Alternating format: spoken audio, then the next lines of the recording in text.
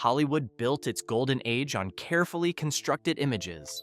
The charming leading man, the devoted family figure, the all-American hero.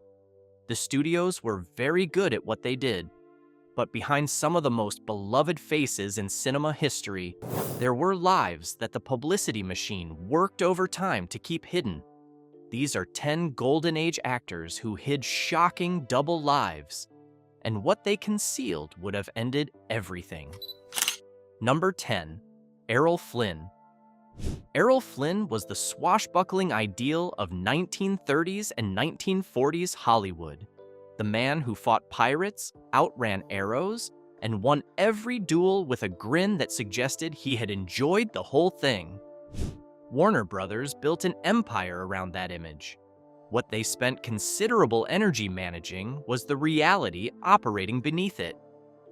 Born in Hobart, Tasmania, on June 20th, 1909, Flynn had already lived several lives before Hollywood found him.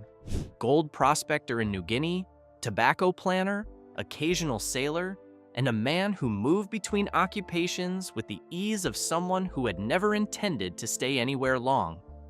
He arrived in Hollywood in 1935 and made Captain Blood that same year, which established him as a star of the First Order before he had been in the country 12 months. His private life was a sustained chaos that Warner Brothers managed with enormous effort and varying success. His sexual appetite was famous within the industry and documented extensively by the people around him, including in his own 1959 autobiography, My Wicked, Wicked Ways, which he wrote with a candor about his own behavior that was unusual for the era. He drank heavily and continuously. He used drugs. He surrounded himself with a circle of companions whose behavior mirrored his own. The crisis that nearly ended his career arrived in November 1942 when he was charged with statutory rape involving 2 teenage girls, Betty Hansen, 17, and Peggy Satterlee, 15, with whom he had allegedly had sexual contact on his yacht. The trial was one of the most publicized in Hollywood history. Flynn was acquitted on all charges in February 1943, and the acquittal produced the phrase, "in like Flynn," a piece of American slang that outlasted any specific memory of the trial that generated it. Whether the acquittal reflected his actual innocence or the skill of his attorneys and the composition of the jury has been debated since the verdict. His biographer, Charles Hyam, in a 1980 biography, also alleged that Flynn had worked as an informant for Nazi Germany during the war, allegations that have been disputed by other historians, and that Flynn, who died in 1959, was not alive to address.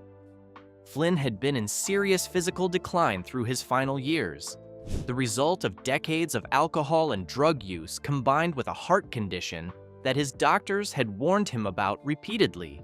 He died on October 14, 1959, in Vancouver, British Columbia, at the age of 50. He was delivering a yacht to its new owner when he suffered a fatal heart attack. The coroner who examined him noted that his body showed the deterioration of a man 20 years older. Number 9. Charlie Chaplin. Charlie Chaplin created the most beloved comedic character in the history of cinema, the little tramp, the small man navigating a world too large and too indifferent to notice him. The warmth of that creation and the warmth of its creator were not, by most accounts, the same thing.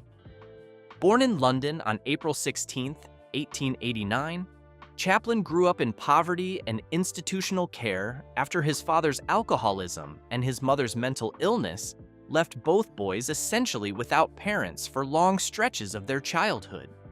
He began performing in music halls as a child and was in Hollywood by 1914, making short films for Keystone that established the tramp within his first year of film work. The double life that Chaplin maintained throughout his career involved his relationships with very young women, a pattern so consistent and so documented that it cannot be attributed to coincidence or misreporting.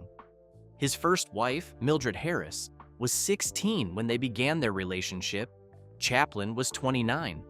His second wife, Lita Gray, was 15 when he began pursuing her, and 16 when he married her in 1924 to avoid statutory rape charges. Chaplin was 35. Their divorce in 1927 produced one of the most sensational legal proceedings in Hollywood history, with Lita's attorneys filing a complaint that detailed his sexual demands and behavior with a specificity that caused the document to be banned in some jurisdictions as obscene material.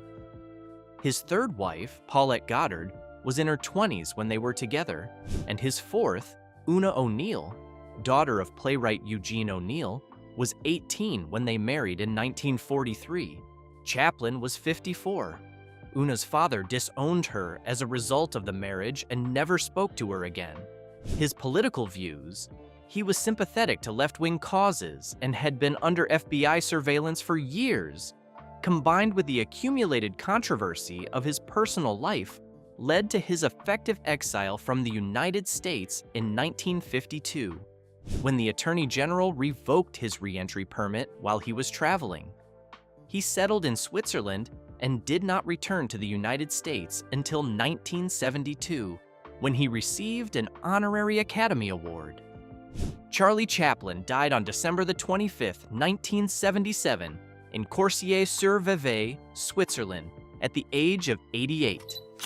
Number 8. Wallace Reid. Wallace Reid was, in the early 1920s, one of the most popular actors in Hollywood. Handsome in a clean, approachable way, skilled enough to carry both comedic and dramatic material, and possessed of a natural ease on screen that made audiences feel they were watching a friend rather than a performance. Paramount built their schedule around him. He appeared in 18 films between 1919 and 1922 alone. Born William Wallace Reid in St. Louis, Missouri on April 15, 1891, he was the son of playwright Hal Reid and had been involved in theater from childhood. He was performing on stage before he was 10 years old. He began making films in 1910 for various small studios, working his way through the industry's expanding production machine before landing at Paramount, where his good looks and easy manner made him the studio's most reliable male draw through the late 1910s and into the early 1920s. He raced cars, played violin, and was described by the fan press in exactly the terms Paramount wanted: the ideal American young man, vigorous and talented and entirely wholesome. What Paramount and the public did not know was that Reid had become severely addicted to morphine.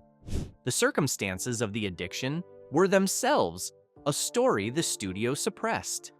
Reid had sustained a serious head injury in a train accident in 1919 while traveling to a film location, and studio physicians administered morphine to manage the pain so that he could continue working on the production without interruption.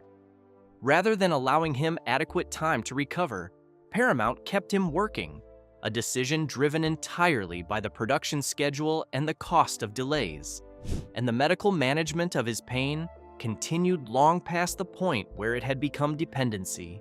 By 1922, the addiction had progressed to a point where concealment was no longer possible. His wife, actress Dorothy Davenport, made the decision to have him admitted to a private sanatorium in Culver City. He died there on January 18, 1923, at the age of 31, his body unable to sustain what years of studio-facilitated drug dependency had done to it. Dorothy Davenport subsequently produced a film called Human Wreckage in 1923, which addressed drug addiction directly and was dedicated to her husband's memory. One of the earliest serious treatments of addiction in American cinema, made by a woman who had watched the industry destroy her husband while continuing to profit from his deterioration. Number 7. Fatty Arbuckle. Roscoe Fatty Arbuckle was one of the biggest stars in early Hollywood, literally one of the highest paid performers in the industry, whose slapstick films with Buster Keaton, made him a worldwide phenomenon in the late 1910s and early 1920s. His career ended not because of anything he actually did, but because of what he was accused of doing and the machinery that the accusations set in motion. Born Roscoe Conkling Arbuckle in Smith Center, Kansas, on March 24, 1887, he had been performing in vaudeville from childhood and was one of the first performers to make the transition from vaudeville to the new medium of film with his full talent intact. His physical comedy, remarkable for a man of his size, genuinely athletic and precisely timed, made him one of the most technically accomplished screen comedians of the silent era. In September 1921, Arbuckle attended a party at the St. Francis Hotel in San Francisco over the Labor Day weekend. Virginia Rapp, a model and actress who was present at the party, became seriously ill and died 4 days later of a ruptured bladder. Bambina Maud Delmont, a woman at the party with a history of running extortion schemes, accused Arbuckle of assaulting Rapp in a manner that had caused her death.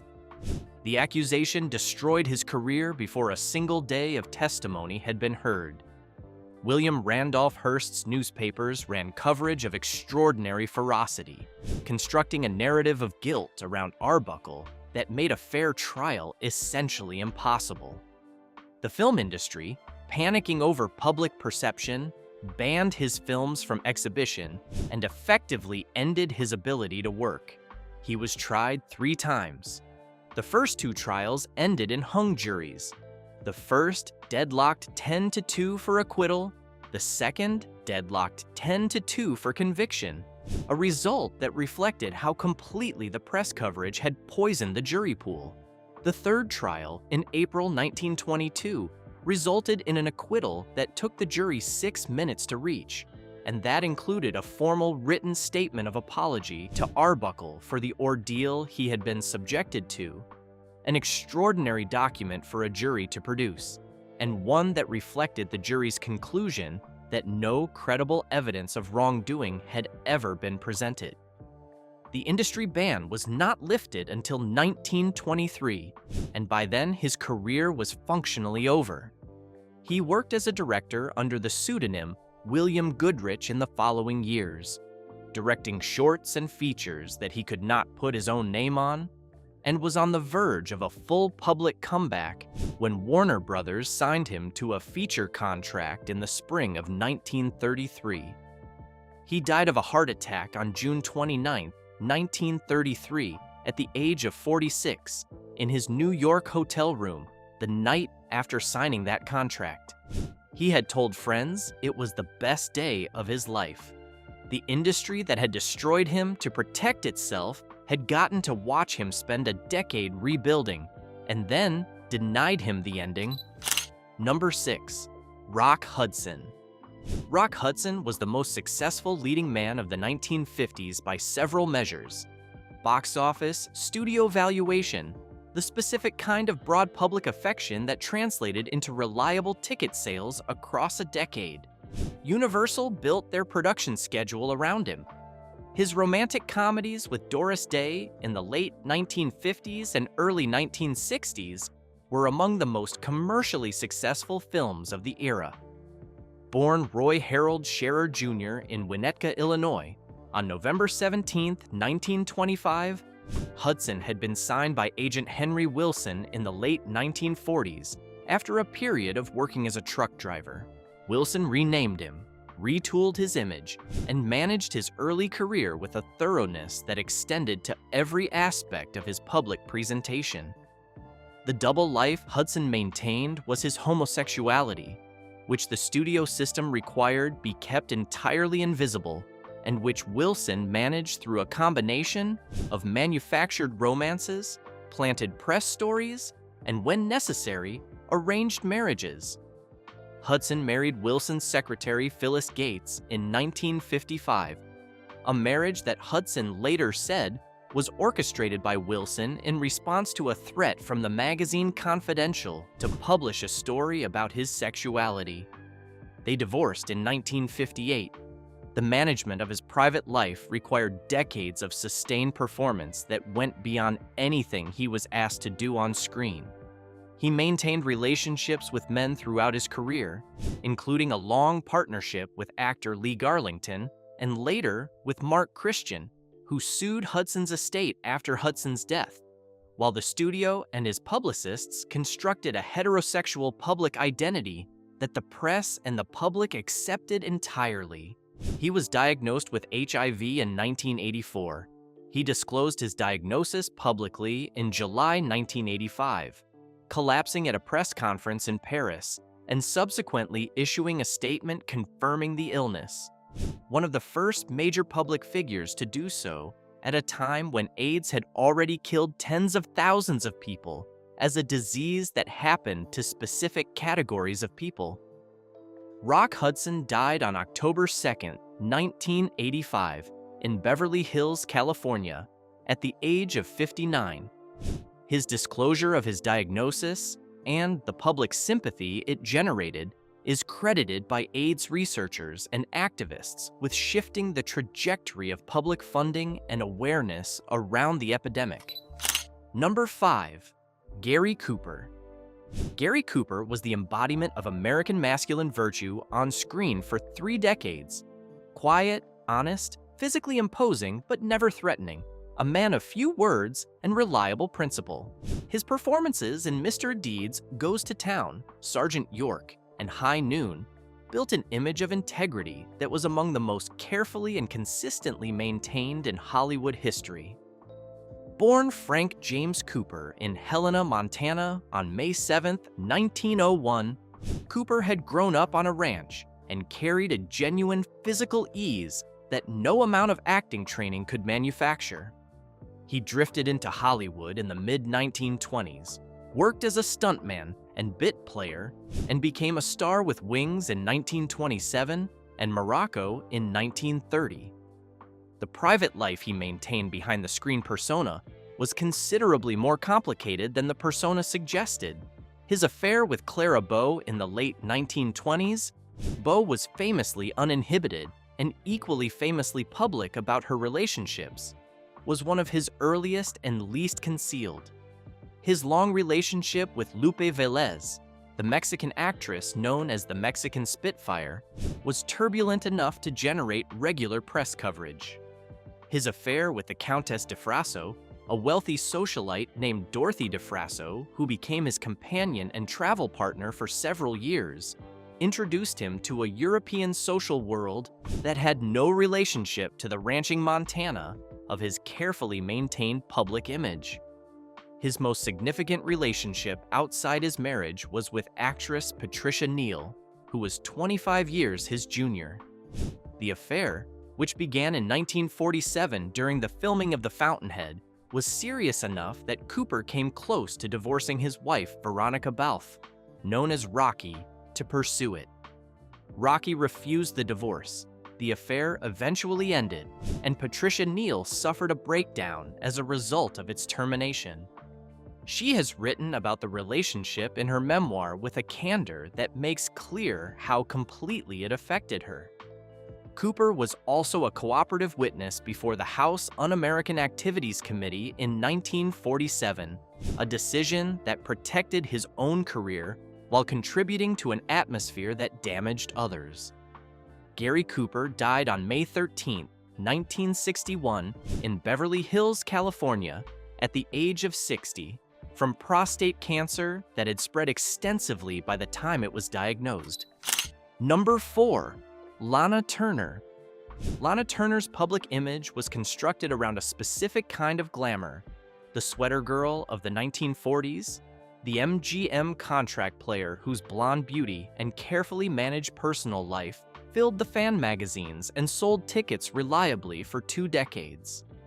Born Julia Jean Turner in Wallace, Idaho on February 8, 1921, she was discovered as a teenager and signed to Warner Brothers before moving to MGM, where Louis B. Mayer oversaw her development as a star with the particular kind of possessive attention he gave to the studio's most valuable properties. The double life Turner maintained involved a pattern of relationships with men whose backgrounds and behavior the studio worked constantly to manage and conceal. Her 7 marriages to Artie Shaw, Stephen Crane, Henry J. Topping, Lex Barker, Fred May, Robert Eaton, and Ronald Dante were the visible structure of a romantic life that operated on a much larger scale. Her relationship with mobster Johnny Stompanato, which began in 1957, was the one the studio could not contain. Stompanato was a known associate of mobster Mickey Cohen and had a history of violent behavior that Turner's associates were aware of before she became involved with him. The relationship was physically threatening. Stompanato controlled her movements, accompanied her to film sets in England over the studio's objections, and by multiple accounts, subjected her to physical violence. On April 4, 1958, Turner's 14-year-old daughter, Cheryl Crane, stabbed Stompanato to death in the bedroom of the family's Beverly Hills home. The coroner's inquest ruled the killing justifiable homicide. Turner's testimony at the inquest, delivered with a composure that several observers described as the finest performance of her career, was followed immediately by the press constructing a narrative about her daughter that the family spent years managing. Lana Turner died on June 29, 1995, in Century City, California, at the age of 74 from throat cancer. Number 3. Spencer Tracy. Spencer Tracy built his reputation on authenticity. Directors from John Ford to Stanley Kramer said that he was the most natural actor they had ever worked with, that the camera simply found him, that he never appeared to be performing. Katharine Hepburn, his partner in 9 films and in a relationship that lasted 26 years, said that he was the only actor she had ever known who could make her forget the camera was there. Born on April 5, 1900 in Milwaukee, Wisconsin, Tracy had studied at the American Academy of Dramatic Arts and built a stage career before transitioning to film in 1930. He won back-to-back Academy Awards for Best Actor for Captains Courageous in 1937 and Boys Town in 1938, the only performer to accomplish that feat until Tom Hanks matched it more than 50 years later. His image was one of working-class Catholic decency, serious, reliable, morally grounded. Louis B. Mayer at MGM understood what that image was worth and managed it accordingly. The life he maintained privately had very little to do with that image. He was a severe alcoholic whose drinking produced behavior that the studio managed with increasing difficulty across decades. His binges were not casual social drinking. They involved complete disappearances lasting days or weeks, during which he was unreachable and occasionally found in conditions that required medical intervention and physical recovery time the production schedule could not officially account for. Directors built buffer time into their shooting schedules. Producers allocated contingency funds for delays. Makeup artists arrived early to repair the visible damage. The studio system's capacity to absorb and conceal this behavior was considerable, and it was tested consistently by Tracy over 3 decades. His marriage to Louise Treadwell, whom he married in 1923 and never divorced, was functionally a public arrangement maintained for the last 30 years of his life. They lived separately and appeared together at public events when the studio required it. Tracy's Catholicism, which was genuine and deeply held, prevented him from seeking a legal dissolution despite the practical reality of the marriage having ended long before. His relationship with Katharine Hepburn, which began in 1941 during the filming of Woman of the Year, was the central relationship of his adult life for the 26 years until his death. It was entirely open within the Hollywood community and carefully managed in relation to the general press, which by mutual agreement treated it as a subject not to be directly addressed. He also struggled with profound guilt over his son John's deafness, a condition Tracy believed, irrationally but persistently, was somehow connected to his own moral failures. Spencer Tracy died on June 10, 1967 in Beverly Hills, California, at the age of 67 from a heart attack. He died 17 days after completing Guess Who's Coming to Dinner, his final film with Hepburn. She was not at his bedside when he died. Louise Treadwell was. Number 2, Bing Crosby. Bing Crosby was for 2 decades the most popular entertainer in America, in radio, in recording, and in film simultaneously, a combination that no performer before or since has matched with the same completeness. White Christmas, which he recorded in 1942, became the best-selling single in history at the time. His warm, relaxed baritone and his easy screen presence made him the country's idea of what a decent man sounded like. Born Harry Lillis Crosby in Tacoma, Washington on May 3, 1903, he had built his career through radio in the late 1920s before film and recording made him a phenomenon. The image he projected, genial, generous, the kind of man you trusted, was so thoroughly constructed that it took decades after his death for a different picture to emerge. His son Gary Crosby published a memoir in 1983 called Going My Own Way, a title borrowed deliberately from the Bing Crosby film Going My Way, for which his father had won the Academy Award for Best Actor in 1945. The memoir described a childhood of physical punishment administered by Bing with a leather belt, emotional coldness that Gary described as absolute, and a father who was warm and accessible to the public and to strangers while being consistently cruel at home. Gary's account was corroborated in varying degrees by 2 of his 3 brothers, Dennis and Philip Crosby. Lindsay Crosby, the 4th son from Bing's first marriage, disputed aspects of the account, though he took his own life in 1989 at the age of 51. 2 sons from Bing's second marriage, with Catherine Grant, who was 30 years his junior, have given accounts that differ significantly from Gary's, describing a father who had changed substantially from the man the first family experienced. His first wife, Dixie Lee, was an actress and singer who struggled with alcoholism throughout their marriage and died of ovarian cancer in November 1952 at the age of 40. She was 40 years old. By multiple accounts, she was deeply unhappy throughout much of their marriage. Bing Crosby died on October 14, 1977 in Madrid, Spain, at the age of 74, from a heart attack after completing a round of golf. Number 1, John Wayne. John Wayne was the most durable star in the history of American cinema by several measures. He appeared on the list of top 10 box office draws for 25 consecutive years, a record that has not been approached since, and he embodied a specific idea of American masculinity so completely that the two became, for a generation of audiences, essentially synonymous.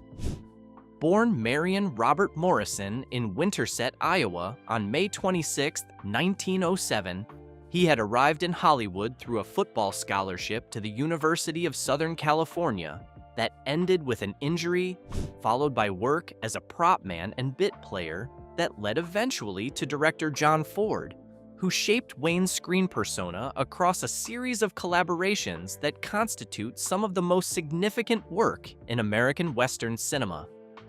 The double life Wayne maintained was not one life, but several, operating simultaneously behind the carefully managed public image. His personal behavior toward the women in his life, 3 marriages, multiple affairs, involved what his wives described, in varying degrees of directness, as controlling and sometimes physically aggressive behavior. His first wife, Josephine Science, whom he married in 1933 and divorced in 1945, was a devout Catholic from a prominent family who gave very few interviews about their marriage. His second wife, Chata Bauer, a Mexican actress whom he married in 1946 and divorced in 1954, testified in divorce proceedings that he had been violent and that she had been afraid of him. The divorce proceedings were conducted publicly and with considerable animosity on both sides. His political views, which he held loudly and publicly, involved a support for the House Un-American Activities Committee that was more than passive.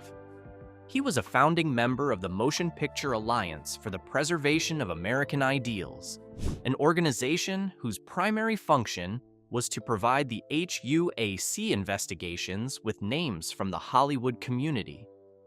In that capacity, he participated directly in the destruction of colleagues' careers, while maintaining a public persona of plain-spoken American virtue that the press accepted and the public consumed.